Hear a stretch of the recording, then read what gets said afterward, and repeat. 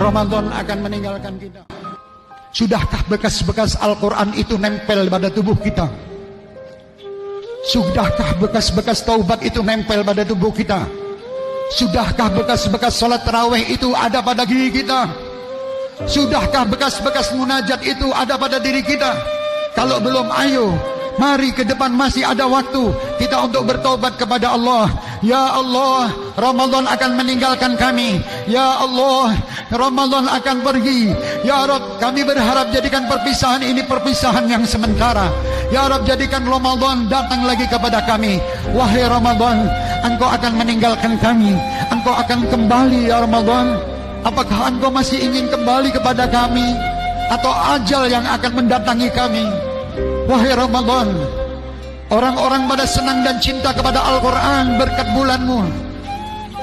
Orang-orang menjadi baik berkat bulan.